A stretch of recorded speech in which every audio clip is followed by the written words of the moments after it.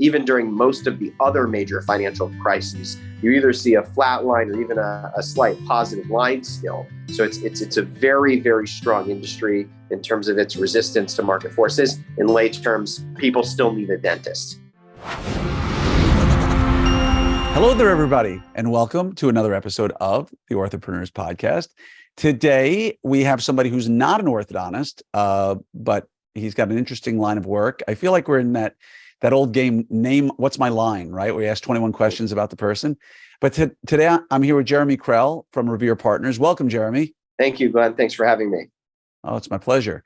First things first, I want to get out of the way and say that I do have a financial interest as an investor in and management in Revere Partners, which you all will learn about today. And maybe one day you too can be an investor in Revere Partners, because what we're going to talk about today is very exciting. And I really appreciate you being here today, Jeremy, because I think for many people who've met you out there, what you do and what we're going to talk about is something we don't get training on in dental school or orthodontic residency, but I think it's a potential big part of our lives. And so I'm going to let Jeremy talk a little bit about who he is and how he ended up where he is today.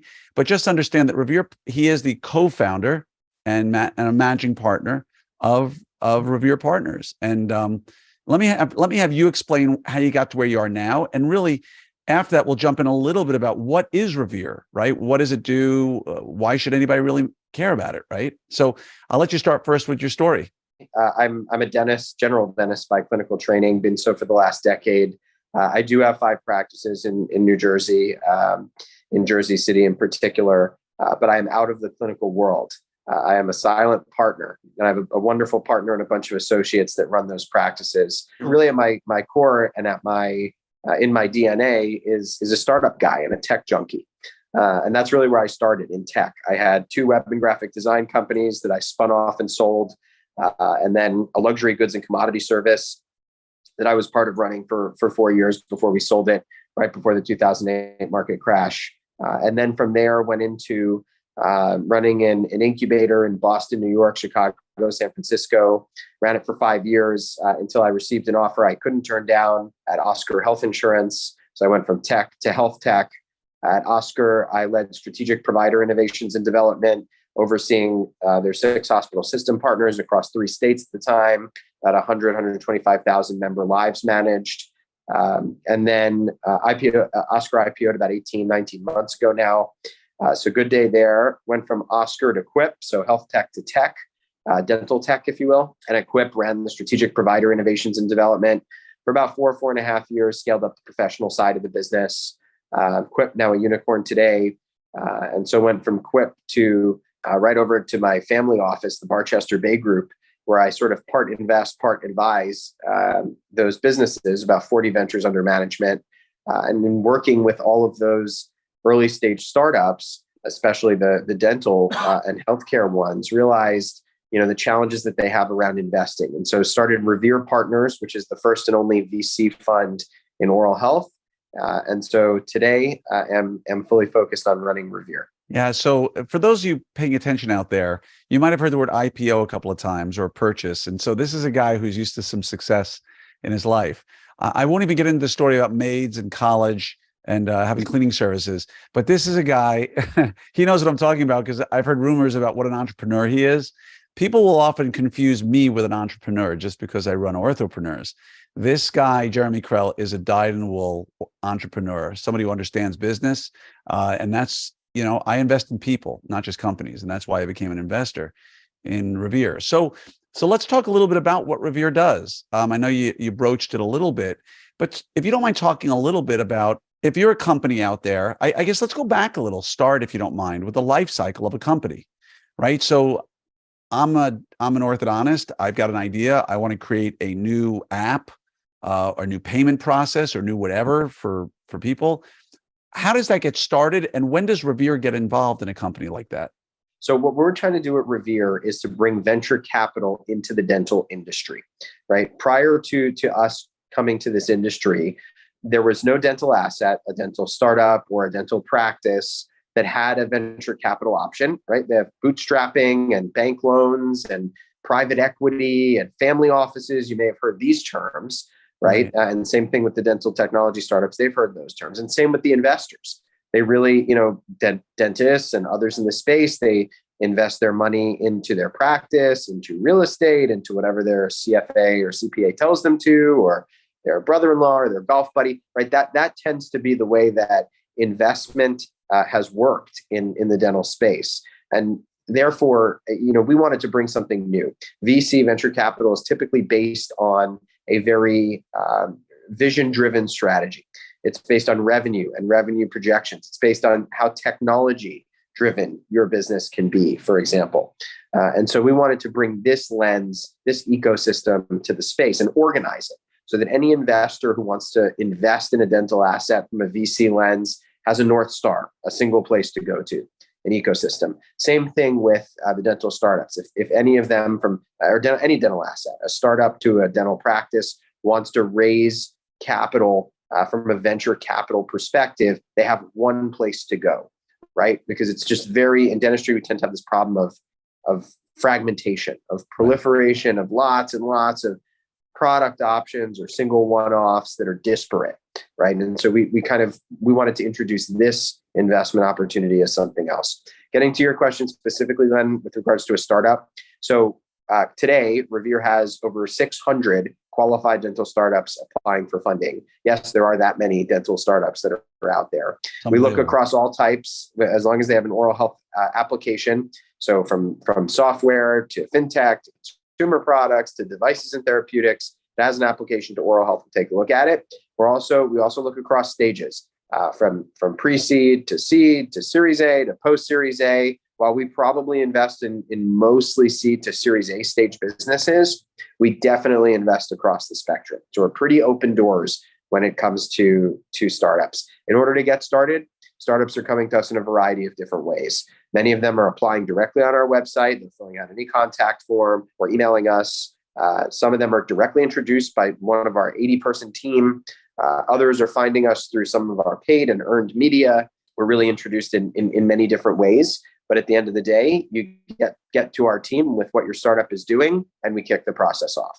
I love talking to you, Jeremy, because you get my sort of tech investor juices flowing really nicely. But for the average person listening out there, you just covered a lot of ground. And I want to go back and hit a few things with you, sort of like a speed round if we can. Sure. So let's start first with VC, right? Venture capital. Can you define, if I was in an elevator with you or we had a 3-story building, could you define for me what venture capital is? Yeah, absolutely. So venture capital is a style of capital that's going into growth stage business. It's really a style of investing. It's an investment strategy, right? You're looking at growth stage businesses, taking them from, depending on what stage of venture capital, because there's a spectrum there you're involved in. You're either taking them from this pre-market stage, pre-product, pre-revenue stage to market, or you're taking it from market entry to its first minimum viable product, MVP, or beta, or pilot, its initial sales and traction.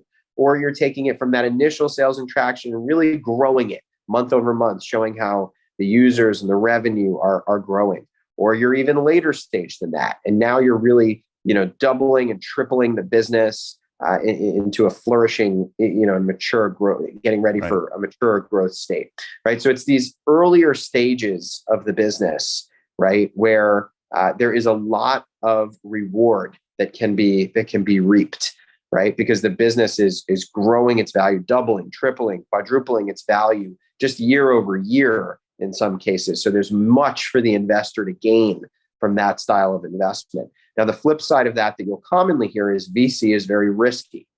You know what? I might have agreed with that 3, 4, 5+ years ago when you were looking at a very different market than you're looking at it right now. I would also maybe agree with that if you're talking about a more generalized venture capital fund in a much bigger vertical, like say tech, that's fairly ambiguous. Right. But if you're looking at something like a dental venture capital, the only dental VC fund in an industry niche like dentistry is, right? And you're looking at it in a market like today, where the S&P is performing where it's performing, then it's not so risky anymore, right? You're looking at a firm that really, represents its investors, its LPs, right? Right. What we're doing is we're comparison shopping for you. We're looking at 600 companies and we're diligencing them to what we call a 26-point process, right? Imagine we're going all the way back to the founders' high school diplomas, right? Is effectively the way that it works. So we're looking at a lot of options and we're looking deeply into the business, right? Then we invest. And right now, we invest in about 3 to 5 a quarter. We've invested in 28 in total. So that's a little less than 5% of the companies that we're investing in. So we're very selective. When we invest, we get the best terms because we're a venture capital fund. In other words, we're this institutionalized group that represents a lot of investors together. We get better terms on the investment. We get discounts on valuations. We get caps on valuations. We get interest, right? All these terms that are preferential. Then we support the business after the investment, and then we help the business to be acquired or to scale. So we are this, sort of safer way of investing in what I will argue is a pretty safe industry to invest in, right? So that's really venture investing, the reward that you can gain from it, and the way that we mitigate risks against normal, VC and other industries. So the question then I would ask, and thank you for the explanation. That was a really tall 3-story building, by the way. Very slow elevator. Now let's flip back to 2 other questions I want to get to. One is, everybody in orthodontics, or many people in orthodontics, have heard the term private equity used a great deal, right? When I talk about the OSO and DSO world, we talk about private equity. There's lots of companies, Blackstone, KKR, right? Like Linden, there's so many out there we can talk about as companies that come in and buy other companies, and then the life cycle occurs and they typically move up the food chain. And, a company that was $300 million now is $500 million and they're too big and they need to move up to the next size. How does private equity, and again, on a very layperson's explanation, what is the fundamental difference between private equity that everybody's heard about? Because again, unless I'm totally mistaken, the way most orthodontists will have their introduction to private equity is that they sold their practice or partnered with an OSO or a DSO, and now they have some equity in a private equity company. But that most orthodontists are not going to find themselves in the world of private equity unless they're acquired or their practice is acquired. Venture capital, even more so, in my opinion, right? Like, it's a little more selective. I always think of VC money as coming out of California, Silicon Valley, right? Or Austin, or these tech corridors, if you will.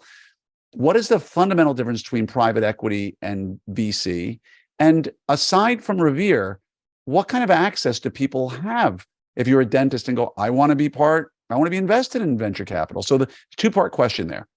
So in my world, and as in my opinion, and as it applies to the dental industry, key difference is it's 2 different but related languages, right? If your parents ever made you, learn Latin to prepare for the SATs, I had to learn Hebrew for my bar mitzvah. It's as close. Right. It's as close as we're going to get. Right. So Hebrew to one of the other Middle Eastern languages, Spanish to, Italian, Portuguese. right? These languages that are different but related, right? That is what these 2 represent.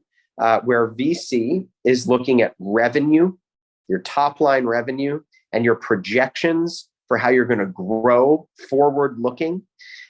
And that's where PE is a little bit more EBITDA based, right? Their lifeblood is this EBITDA. They're based on profit. They're backward looking, right? They're looking at historically how you performed as a predictor for your value. Whereas venture is looking forward at how you could perform as a predictor for your value, right? Those are really the key differences. Is one better than the other? We don't say that in this world, right? Because it's all about diversification of a portfolio. You should have investments in multiple different asset categories at multiple different, risk levels. If or at least if I were you, that's what I would do, right? From a compliance standpoint. So that's really one way to look at the difference between venture and private equity. But like I said, most orthodontists and dentists, are they going to have access to VC money typically? Because until I met you, I had no idea how to get involved in VC investing. Yeah. So one of the challenges in getting into VC is that most traditional fund structures, they raise money and then they close the fund. And then the fund deploys or invests all of its capital. And then not until the fund managers open up, the general partners open up another fund, do you have a chance. And that, again, that window is 6, 12, 18 months. It's short, right? So unless you've heard about it in that time frame, unless you know somebody, usually, unless your investment thesis or check size matches with what they're looking for, it's otherwise very tough to get into. And we wanted to kind of turn that model on its head in this industry. So this VC fund, Revere Partners, is created by doctors for doctors. We have created a model whereby we cater to many different investor types. High net angel investors, that's doctors, dentists, lawyers, professional types, right? All the way to high net worth individuals, family offices, funds, and corporates, public, private, inside, outside dental, right? All what you need to be is what we call an accredited investor. That's simply a threshold to pass. It's not a license you need to have, right? It's based on your income or based on your net worth. Right? And let's just safely say, general terms, the average orthodontist or dentist who's been practicing for more than a couple of years generally can meet the requirements of an accredited investor. It's not that it requires you to have $40 million or $10 million. It's a very low threshold that really seems to be fit more for the general population than it would be for the professional community, which, again, would you agree that most people who've been practicing at least 5 to 7 years have probably about hit that threshold? Yeah, maybe even less, right? It's not measuring your debt. So if you're worried about student debt, it doesn't count against you. Or you can quickly Google the U.S. accredited investor standards. You'll see the average salary level is way over that. And that's one way to prove it. The other way is net worth, with your bank accounts. And then the last way is you can simply have your CPA or CFA sign a very simple letter for you that we provide, right? So it's really not a difficult threshold. And so we're very open to different types of investors. That's one key piece. Another key piece is the diversification, right? We invest in 3 to 5 companies a quarter. So if you stay invested with us for a year, you're invested in 12 to 20 companies. Another key piece is that we keep the fund open. Our fund doesn't close. So every quarter we can let in a new batch of investors. Another key piece is our payment terms are very flexible. You can put in the money upfront, which is typically demanded in the private equity world, or we can automatically deduct it on a quarterly basis, or you can manually put it in on a quarterly basis, right? So we've made this a very flexible, open fund that's by doctors for doctors. Nice. And that's what I love about it.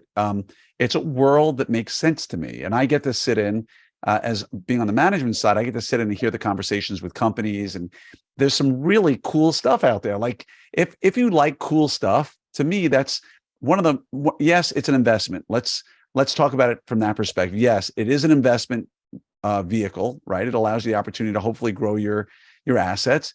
But put that aside for just a second. Conceptually, I wish I could come up with something that would make a lot of sense, but insert name of big dental company here, right? If you could go back, let's use Invisalign, just as a simple example of a very large, probably one of the largest dental companies that's out there. If you could go back to the very beginning in 1999, and they came to Revere Partners, which they did not, but if they came to Revere Partners and said, hey, we've got this idea for clear aligners that we think is going to change the world.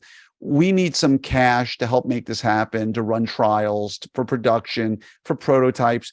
Think about how cool, money aside, it is to get involved in small, young companies and watch them grow and help nurture them and help guide them and give advice and be there. To me, that's the coolest part, is that you're investing in 3 to 4 companies. You said per month? Per quarter.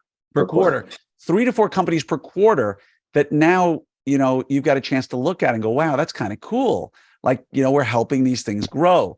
And of course, like you said, with 600 or so companies vying for your attention, you have the ability to really, pick of the litter, so to speak, and pick the ones that make the most sense, that are the best chance for survival and winning. Now, let's say someone out there is interested in this, or even if they're not, and say, sounds interesting. As an investor, now putting that investor hat back on, what does this mean to me? Great. I gave you $50,000. You deployed the capital in a way that, you guys felt should be. What am I looking at? And again, I know the answer, Jeremy, but I'm asking from a generic term. Am I looking that I'm going to get a statement every quarter that I've made this much money and I can pull it out at any time?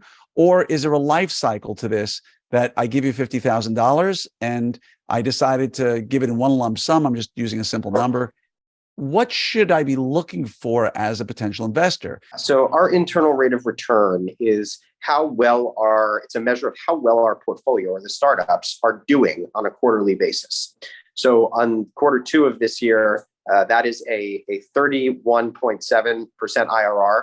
On quarter three this year, which we just closed, that is a 39.95% IRR. These are way higher than normal tech or health tech VCs perform. And I remember hearing that on the call when I heard, wow, 39. And then, of course, my partner, Doug, I tried to explain it to him and I said, I have no idea what this means. So if you have a 39, so I put $50,000 into the firm, into my account, or however you want to refer to it. How does IRR translate out to the investor? And again, going back to my initial question, when one invests in these sorts of funds, if you will, what kind of time frame should we be looking at in terms of return of funds, of when we should be, look, don't put your money in if you're not there for at least 3 years or 5 years? The first question, then the second.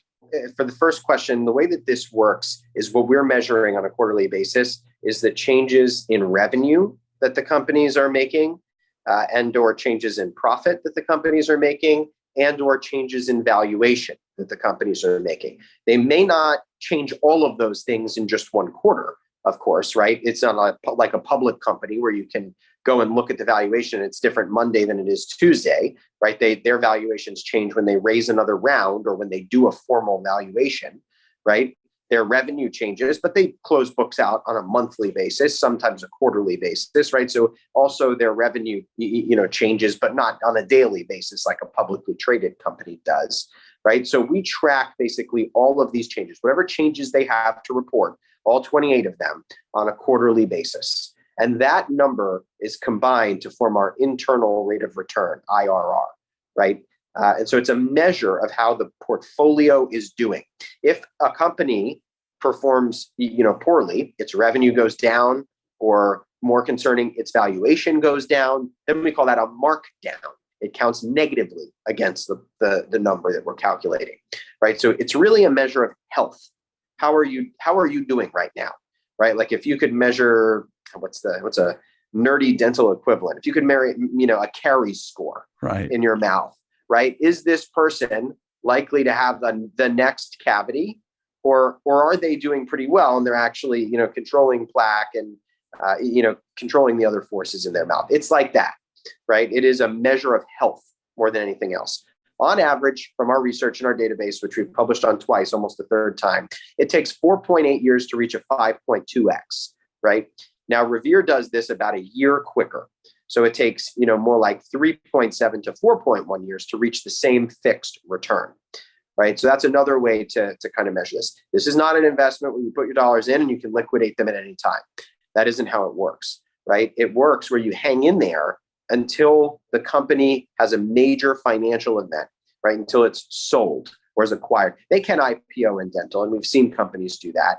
But typically speaking, in this space, they are acquired by a strategic corporation in the space, right? At ideally a valuation that is higher than the valuation that you invested in, right? Which is based on the fact that their revenue has grown significantly month over month or quarterly over quarter since you invested. That's why we measure the IRR, because it's a clear predictor of the fact that the valuation has increased. If we have a valuation itself, to measure an increase on, we do that because it's the best possible measure. If not, we look at the revenue, which is a direct contributor to valuation. And so at the end of the day, someone wants to join this. This is a long-term investment. This is not something that you jump in and out of, if you will. And the thing I've talked a lot about is with private equity is that with private equity, you cannot take money out, right? Because it's in the hands of private equity until there's a transaction, until something happens. So company A has all your equity. It's purchased by company B. And at that moment, you can take money out based upon the stipulations from company B. Company B says, hey, all existing stakeholders who are going to stay on need to keep at least 50% of their equity in, and they can pull out the other 50%, or some sort of formula that they create. With Revere, if I were to come into it, what are the rules for me being able to come in and out? Is that something you're able to talk about? Yeah, sure. Like private equity in this way, you can't just take money out, right? Once you've invested it, the money stays in and you get your pro rata share of each of the startups that were invested in during each of the quarters that you were invested.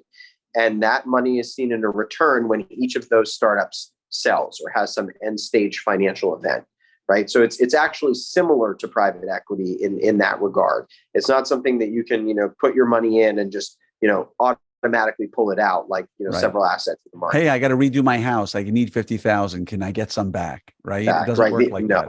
It doesn't work like that. But company A is under, I know I use the word stable and use the word portfolio. But company A is in the portfolio of companies that Revere Partners is working with. And they get sold, right? A company comes, traditionally private equity would come and purchase a company at that point, or is it venture capital? Private equity, or even more often, it's a corporate in our space. It's a manufacturer, a distributor, or an insurer, even a DSO potentially. Got it. So somebody sees a company that could be of value to their company, right? They make widgets, and company B needs widgets, so there's some vertical integration there, and they say, we're going to buy this company, or whatever reason. Company A is now sold, right? At that point, the investor has the opportunity to get money back at that point if they want. That it automatically will come out as a disbursement, as a distribution. And so every investor gets their own private dashboard that calculates what companies that they're invested in at any given time, their pro rata share of it, any distributions that happen, which are made in real time. They can see them. It's 100% transparent and visible at all times. Right. And for anybody who's watched the amazing TV series Silicon Valley, if they're fans of, which I love, I believe that if I were in your shoes, I'd find it even funnier because of all the hysterical stereotypes that are in there. But anybody who watched the life cycle of Pied Piper, or Hooli, whatever the other one was called. Yeah. It's in the tech world, going from bootstrap or startup to being purchased is a very risky world, right? There's a million companies vying for the same thing. But it seems that you make it appear, at least, that if you're going in the dental world, because we're a bigger fish in a smaller pond, if you will, it seems like it's a safer world to be. Would you characterize it as that? Yeah, it's safer, and mainly it's safer because dental is relatively recession resistant. We've seen that over the past several years, challenged multiple times, and we've seen the numbers rebound and even rebound above par. And in pretty record pace. It takes literally shutting down the dental office, right? I mean, that's a black swan or, type event, a multiple sigma, as we call it, right? Type event to actually cause a real dip. Even during most of the other major financial crises, you either see a flat line or even a slight positive line still. So it's a very, very strong industry in terms of its resistance to market forces. In lay terms, people still need a dentist, right? The other reason is because as a VC, we spread the entire, or as the VC in a pond, right? We spread the entire gambit, right? We are seeing them at the earliest stages when they are looking for investment. We are diligencing them really deeply because we've got this team and this database that are specialized for it and deep. We are, negotiating with them, but as a VC and on, comparable terms that we know to be true, rather than another VC trying to kind of mark them to some other comparable outside of the dental industry, right? Which leads to, discord, a big gap, right? And then we support them post-investment, helping them to grow, and then we bring in the acquirers at the end, right? Who want these products or services. So because of the fact that we're in the dental industry, number one, and number two, because we span this entire life cycle with the startup, that's where we tend to see the most number of multiples or returns. Yeah. So again, I know we could go on with this all day long, but for the sake of time, when you take on a company, I think you said 5x in 4 years. Is that a goal you're looking for? I remember the Yeah, exact number. we Typically, it's like typically take 5.2 and 5 years is not uncommon, I think you said. Yeah, the industry average is 4.8 years to 5.2x from our research. Nice. And so anybody out there hearing this is saying, holy cow, are you saying that if I put in $100,000, I should expect $520,000 in about 4 years? What would be your response to somebody who tries to do that math? Yeah, it's roughly correct. Look, it's a little bit more complicated than that. You got to pay yourself back what you invested, right, to get to par. So, if you put in 100,000 and expect 500 back, that's 400 on top. And then there are some fees, right, that any fund will take. They have this typical what they call 2 and 20, a 2% management fee, which comes off the front, a 20% carried interest, which is what comes off the back only on the profit after you've been paid back. So less a couple of the fees that are in there. You do typically see at 3 turns on your money. That's a good result. Right on. Yeah, I mean, the concept is amazing. I'm thrilled you're doing it in a space where we have the ability to understand what we're investing in, right? Because every orthodontist who's listening has a dental degree. And again, even some of the ortho companies you're investing in, most dentists are going to understand them. If someone wants to learn more about Revere Partners, if they want to, even just have an initial conversation, what's the best way to do that? Yeah, absolutely. And you're 100% right? We look at the things in our office, not the walls and the roof and the roster. We look at everything in the office as a negative. I'm paying for it. That's an expense. It's a piece of equipment and it's depreciating in value. Everything is a negative when we talk about the stuff in our practice.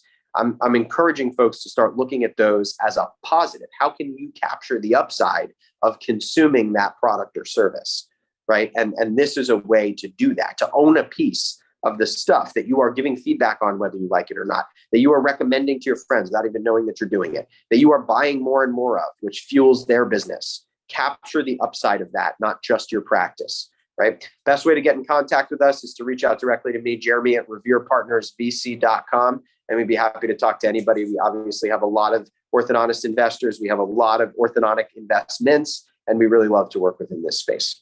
Can you say that one more time slowly? Jeremy at Revere Partners VC? That's right. Jeremy, Jeremy at Revere Partners, Revere, Partners, Partners, VC, VictorCharlie.com. I just want to say first, thank you for being here today, Jeremy. I'm thrilled to have met you and know you. And I know you brought a few of the companies with you to Orthopreneurs this past year where people got a chance to learn more about them and understand what they do. I'm excited by it because it gives us an opportunity, aside from stocks and bonds and, mutual funds and all the other stuff that most orthodontists and dentists are used to investing in.